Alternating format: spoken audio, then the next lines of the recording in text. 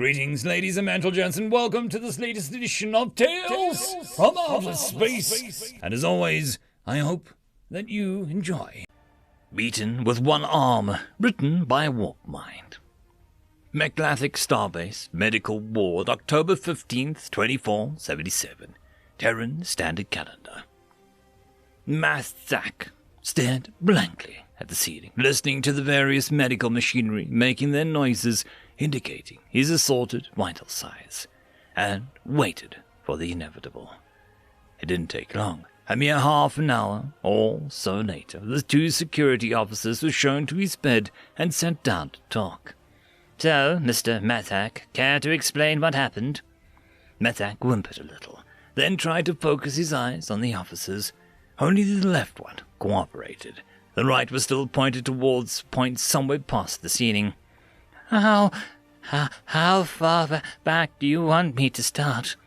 The officer shrugged. "Might as well start at the beginning. We understand you had some sort of long-standing feud with the other party."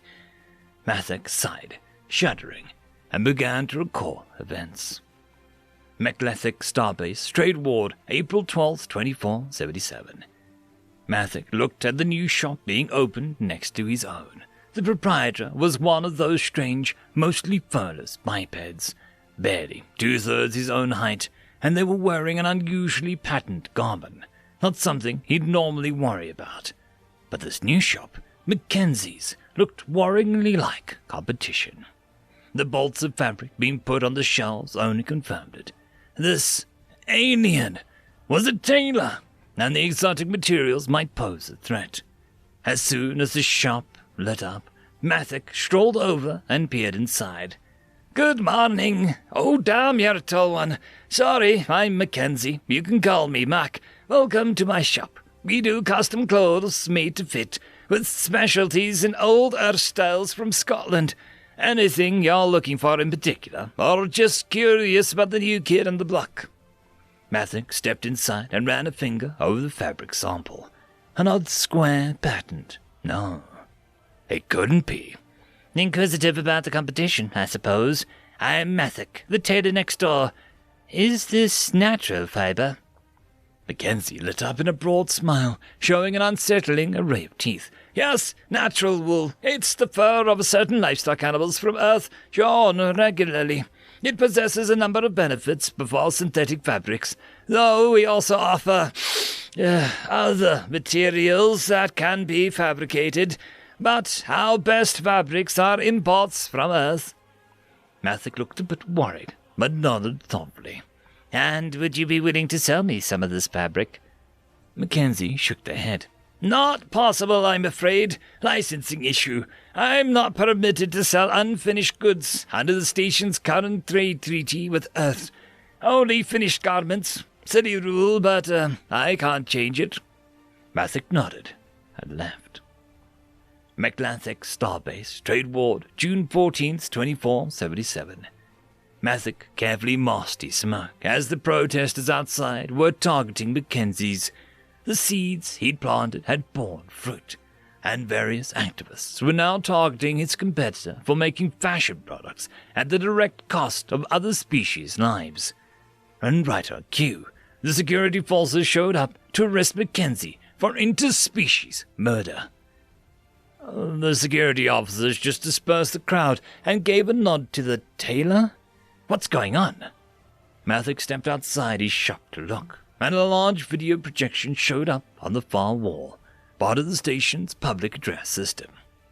It showed a few animals with thick white fur and a rather unintelligent look, and a loud voice explained, "The goats and sheep of Terra are domesticated livestock species used for wool production, a material without the harvesting of which the sheep would not be able to stop the growth of and would not be able to naturally shed. They are, excepting accidents and gross neglect or incompetence, not harmed during the shearing process. The wool is merely trimmed from the skin, and the animal is released to return to grazing with the rest of its flock. The Ethics Council has reaffirmed that the trade in wool products is free of issue, and further unjustified harassment of shops in the trade ward will be harshly addressed, effective immediately." The video ended with the sight of a freshly shorn sheep wobbling out into the green pasture to rejoin its kind, and Mathic swore internally. This was only going to increase interest in competition. McLathic Starbase, Trade Ward, August 18th, 2477. Mathic looked at his financial records. Not only had his margins shrunk since that damned human opened up shop, they'd vanished altogether, and now he was losing money. If he couldn't turn this around, he'd go bankrupt or have to sell. And that would be shameful. The simplest solution... Mathic placed a call to an old acquaintance, asking for a small favor. McLathic Starbase, Trade Ward, August 20th, 2477. Mathic looked at the commotion incredulously.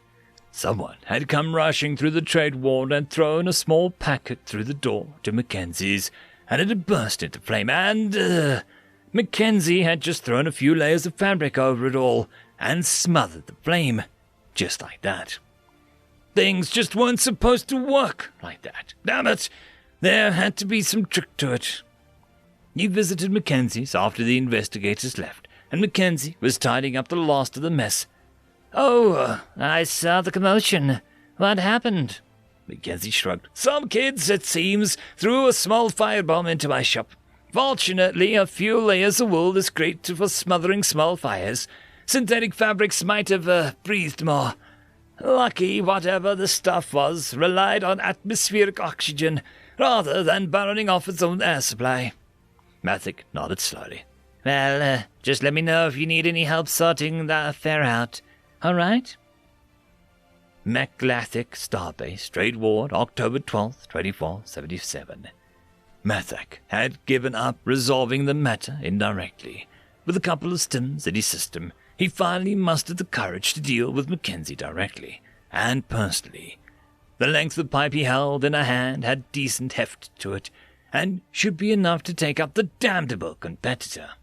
And Mathic knew where the security cameras were out of service. He slowly crept up on Mackenzie and swung the pipe at the human's head, and the human just twisted, raising their left arm in defense, and there was a sickening crunch, and Mackenzie toppled over.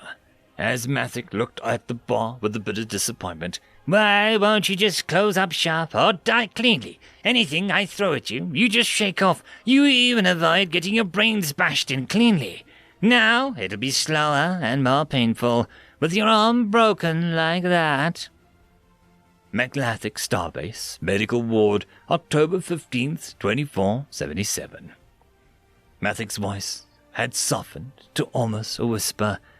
"And, that's when Mackenzie yelled at something my translator couldn't interpret, pulled the left arm out of its sleeve and started beating me with it. I never knew humans had detachable limbs, or that they could use them as weapons."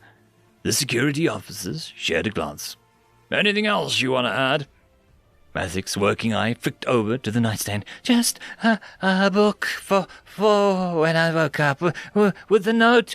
The note said that when I got out of jail, I'll be made into..." He shuddered. "Just take the book away, deport me, exile me, put me in prison for life. I don't care. Just don't let me out unprotected again." McLathic Starbase, Trade Ward, October 15th, 2477. The security officer nodded to a message over the earbud. "All right, Mackenzie, it seems." Mackenzie smiled. "He's confessed to everything. Good. Perhaps now I can get the insurance case from the fire resolved, too." "Yes, but I don't get is, from what I understand, humans don't have detachable limbs, yet you apparently took your arm off." Molly Mackenzie ran her right hand through her red hair. "Ah, yes, birth defect, actually. I was born without one arm. The left is a prosthetic. But I found it weirds a lot of people out, so I don't draw attention to the fact." The security officer nodded. "Then, one last question. Would you really turn Mathic into, what was it called? Haggis, if you see him again?" She laughed. "No, not really, but no need to tell him that, is there?" End of story.